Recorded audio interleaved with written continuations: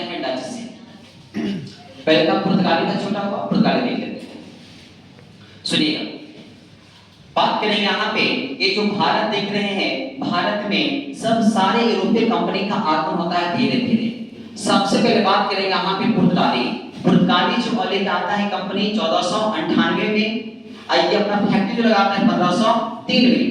पहला अंग्रेज जो आते हैं वो 1600 में कंपनी लेके आते हैं और 1611 में बोलेंगे हम लोग फैक्ट्री लगाते हैं। डच बोलेंगे 1602 में आते हैं और 1605 में फैक्ट्री लगाते हैं। डेनिश 1616 में और यहाँ फैक्ट्री 1620 में। फ्रांसिस बात करेंगे 1664 में लाते हैं कंपनी और फैक्ट्री 1668 में। और स्वीडिश जो आते हैं कंपनी लेके 1731 में। यहाँ पे पीछे घटनाओं देखे थे कि पुर्तगाली लोग आते हैं और पुर्तगाली लोग वास्को डी गामा आते हैं। उसके बाद यहाँ पे पूरा व्यापार करना शुरू करते हैं मालाबार तट समुद्र में। उसी बीच देखे थे कि पुर्तगाली के आगमन से भारत को क्या मिला, तो भारत को मिला है तंबाकू, आलू, लाल मिर्च और टमाटर। मिला जुला के सबका बनेगा चोखा बन गया।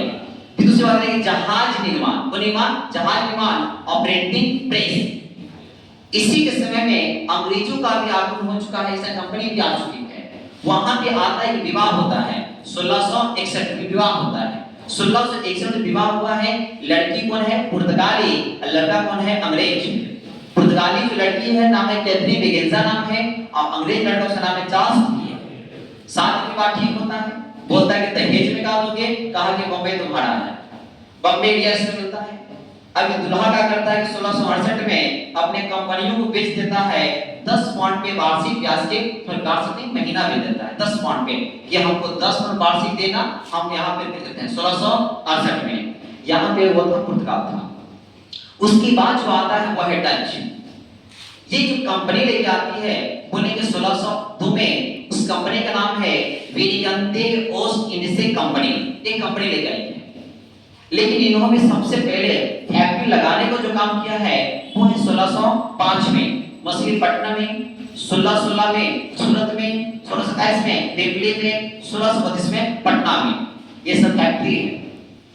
लेकिन इन्होंने अपना मुख्यालय जो बनाया है, मुख्यालय का नाम है नागपट्टनम। पहले तो मछलीपट्टनम था, चेंज करके आता है नागपट्टनम। लेकिन यहाँ पे जो देख रहे हैं सबसे पहले जो डच आने वाले नाम है कैलियन हॉटमैन, 1596 में आते हैं। ये सुमात्रा द्वीप पहुंचते हैं, वहां से चलते हैं कैप ऑफ गुड होते हुए और सुमात्रा द्वीप को इंडोनेशिया पहुंचते हैं। जैसे ही जब सुमात्रा द्वीप इंडोनेशिया पहुंचते हैं तो जकार्ता को हरा देते हैं। जकार्ता को जीतकर यहाँ पे एक नया शहर बनाते हैं बटाविया।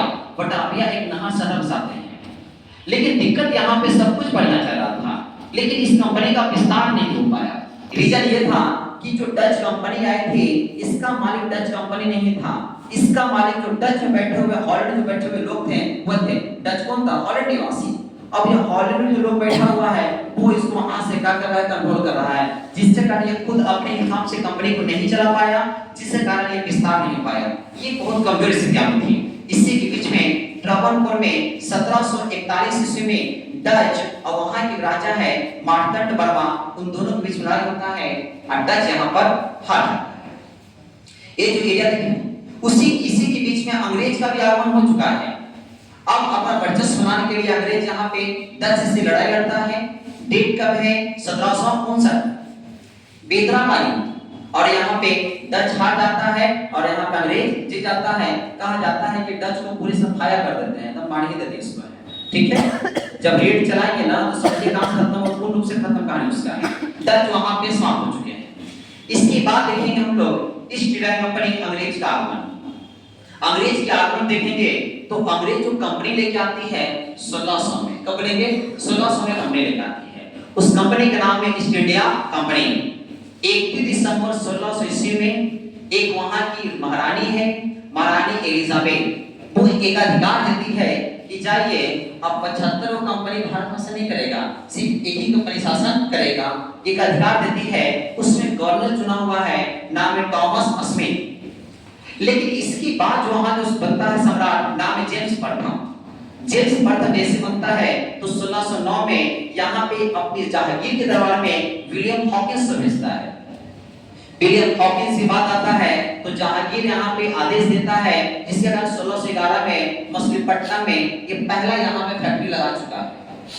फिर यहाँ पे 1613 में सूरत में फिर फैक्ट्री लगा चुका है। दूसरा बात, टॉमस रो ये भी आता है जन्मस्थल में भेजता है 1600, यहाँ पे बात करेंगे 1615 में चलता है और 1619 में ये पहुंच जाता है।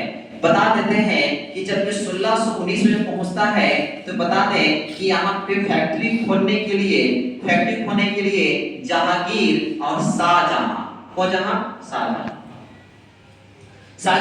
ये दोनों से परमिशन ले लेता है। देखिएगा कंपनी यहाँ फैक्ट्री खोलने के लिए जब टॉमस रो आता है तो बोलता है तुम का दे रहे हो, तो कहा कि फिर हम परमिशन लेकर आ रहे हैं। इससे जहांगीर से और शाहजहां से परमिशन मिल जाता है कि चाहिए तुम लगाओ जाके, कोई दिक्कत नहीं है। लेकिन उससे पहले दो फैक्ट्री आपने लगा चुका है, एक मछलीपट्टनम में, एक सूरत में।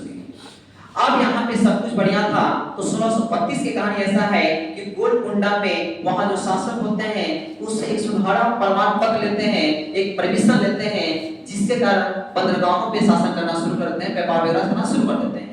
अब यहाँ पे जैसे ही व्यापार करना शुरू कर देते हैं तो उस बंदरगाह पे अपना कब्जा कर लेते हैं। कब्जा करने के बाद उसको किलाबंदी करते हैं। उसके बाद यहाँ पे फोर्ट सेंट का वहां पे किला बनाने का काम करते हैं। वहां से 1632 में 1600 यहाँ देखेंगे 51 1651 की कहानी ऐसा है कि 1651 में यहाँ पे 3 एरिया है, सुधा नदी, कालीगढ़ और गोविंदपुर। ये 3 एरिया को जो एशिया कंपनी है 1200 रुपया में खरीदता है। कितना में? 1200 में। खरीदने के बाद इसको भी अपने हिसाब से किलेबंदी कर लेता है। किलेबंदी करने के बाद यहाँ पे विलियम फोर्ट बनाता है और इसी का नाम आगे बदल के क्या करता है? कलकत्ता। क्या करता है? कलकत्ता। इसका जो मुख्यालय देखे हैं पहले सूरत हुआ करती थी, उसके बाद इन्होंने बंबई को यहाँ पे मुख्य रूप से मुख्यालय बनाने का काम किया 1687 में, क्योंकि बंबई इसको ऑलरेडी दहेज मिल चुका था, खास एरिया बंबई को लाने का काम किया। अब खुद सोचिए ना, यहाँ पर तो एरिया इस साइड में है, ये है तो मुख्यालय इसलिए बनाता था ताकि ये एरिया सब मेरा रहे। और नीचे कौन है? पुर्तगाली है, यानी कि इधर भी मेरा, सूरत भी इधर और इस सब एरिया भी किसका? हमारे एरिया है। इस सब एरिया में कब्जा करता है। देखिएगा यहाँ भी कब्जा मुख्यालय बना चुका है, सूरत में बना चुका है, गुजरात में सूरत बना चुका है, और यहाँ तो देखिए कि अपना शहर बस एरिया हुआ है, कलकत्ता नया बसा गया। ये सब एरिया में इस तरह से यहाँ पे कब्जा किसका है? तो अंग्रेज का। इस तरह से समाप्त होता है यूरोपीय कंपनी का आगमन। कल पढ़ेंगे हम नेक्स्ट क्लास में कि फ्रांसिस और यहाँ पे लड़ाई होगा उसके बारे में। हाँ।